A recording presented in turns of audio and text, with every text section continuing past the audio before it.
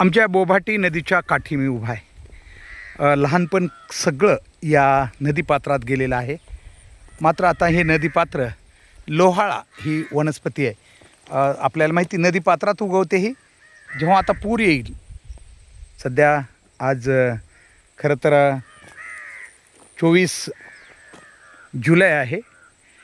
पहिलं ही तर सगळी वाळू होती परंतु नंतरच्या काळात वाळूचा उपसा होत गेला आणि आता आपण बघतो हे नदीपात्र नदीचं बोभाटी नदी आहे ही. इथून थोडं वर गेलो आपण दिसतंय समोर आपल्याला जे शेवटचं एक सेड दिसतंय आपल्याला. हे बघा हे सेड आहे ना, हे आहे दोन नद्यांचा संगम. म्हणजे सेड आहे ते संगमाच्या वरच्या बाजूने डावीकडून एक नदी येते आणि उजवीकडून एक येते. डावीकडून पिंपरीहून येणारी पिंपरी, त्यानंतर कापरेवाडी इथून येणारी ही नदी आहे.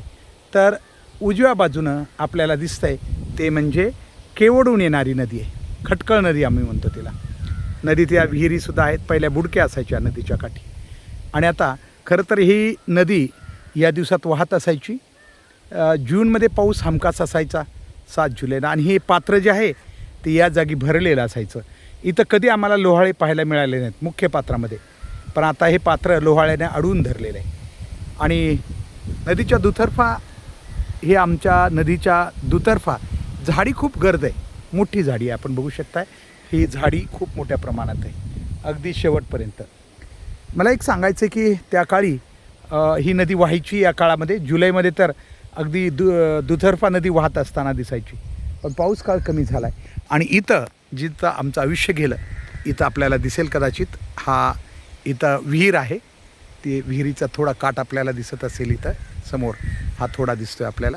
ही विहीर आहे आमची, जी की लहानपणी आम्ही मोठं झाल्यानंतर म्हणजे साधारणतः 10वीला आल्यानंतर ही बांधलेली विहीर आहे. म्हणजे त्यालाही जवळजवळ 35-40 वर्ष झालेत असं म्हणावं लागेल. तर हे नदीपात्र आहे लोहाळा. लोहाळा मला आज या ठिकाणी मी पुन्हा एकदा आमचे विद्यार्थी असतील किंवा गावातील छोटी छोटी मुलं असतील त्यांना हा लोहाळा दाखवतो आहे. लोहाळा कठीण असतो म्हणतात, नम्र असतो. तो का राहतो पाण्यामध्ये याचं कारण सांगितलं जातं की हा नम्र आहे. अर्थात विज्ञानाला नम्रता मान्य नाही आहे, कारण पाणी आलं तर किती आपण याचना केली तरी पाणी जर पुराचं आलं तर ते सोडत नाही. पण लोहाळा नम्र असतो म्हणे. म्हणजे तो पाणी आलं की खाली लवतो, झुकतो खाली. आता पाणी आलं ना तर याच्याहून पाणी जाईल, तो खाली झुकलेला असेल. मात्र झाडं असं करत नाहीत. इथंच जर नदीपात्रात एखादं झाड असतं ना तर कदाचित ते झुकायला तयार नसतं आणि म्हणून पाणी त्याला घेऊन ओढून नेऊन ताठ राहतं ना झाड, त्या ताठपणाला पाणी काय करतं आपल्यासोबत मोडून काढतं आणि तिथं मग आपल्याला पाहायला मिळतं की झाड उन्मळून पडतं मुळासकट पाण्याच्या दाबानं. आपण बघू शकताय इथं थोडं मध्यंतरीच्या पुराचं पाणी या ठिकाणी नदीपात्रात आहे. भोवताली विहिरी आहेत. मी पुन्हा सांगतो की या दोन नद्याचा संगम इथं आहे. लहानपणी आम्हाला खूप या संगमावर आमच्या गावात जे काही लोक मृत्यू व्हायचा, निधन व्हायचं, त्यांची सगळी रक्षा इथंच आणून टाकली जायची. आणि याच नदीच्या कडेवर आम्ही खूप खेळलेलो आहोत. खूप या नदीपात्रामध्ये खूप सांगायच्या किती आठवणी असतील.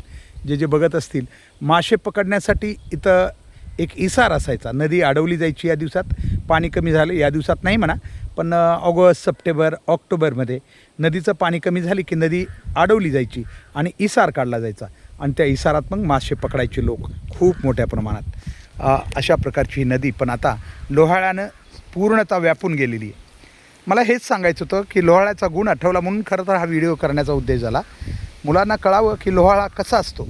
लोहाळा गवतासारखाच आहे, पण हे लोहाळे जे असतात, आपण इथं मी जरा सेपरेट याचं झाड दाखवतो आपल्याला. छोटे छोटे हे गोल असतात. हे असे आपण बघू शकता गोलाकार आहे हे सगळं.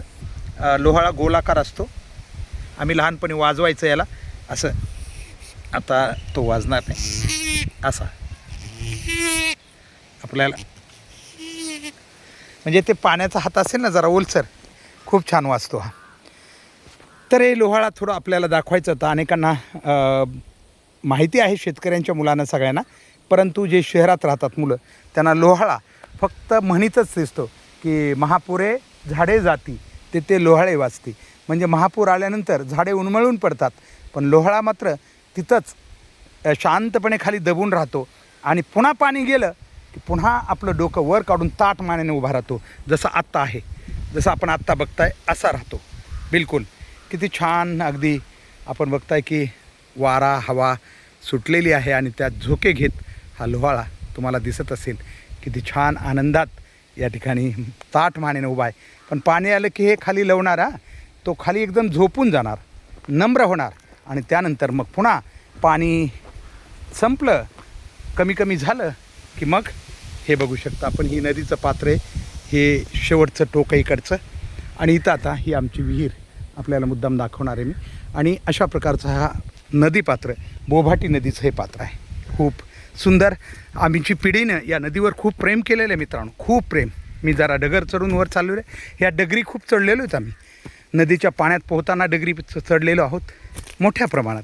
आणि आज ही आमची लहानपणीपासूनची विहीर. इथं बुडकी असायची, त्याला बुडकी म्हणायचं आम्ही. इथं पाणी काढण्यासाठी मोट असायची, जुंपायची मोट. सध्या या विहिरीला असं पाणी आहे. ही शेतातली आमची विहीर आहे जी बांधून खूप वर्ष झालं आहे. पलीकडल्या साईडनं बघत असाल आपण, पुराच्या पाण्यानं ती खचलेली आहे. पलीकडं नदी आहे, नदीपात्र आहे. पलीकडच्या या विहिरीच्या टोकापासून नदीपात्र सुरू होतं आहे आणि नदीच्या काठेवर असलेली विहीर आपल्याला इथं दिसते.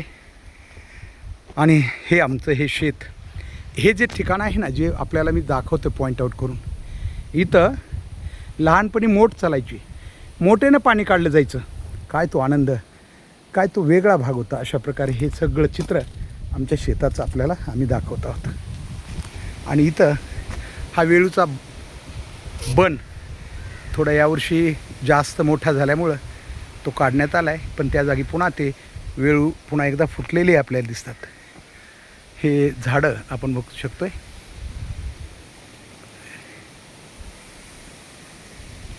सीताफळ रामफळाची झाडं, पेरूची झाडी आपल्याला दिसते.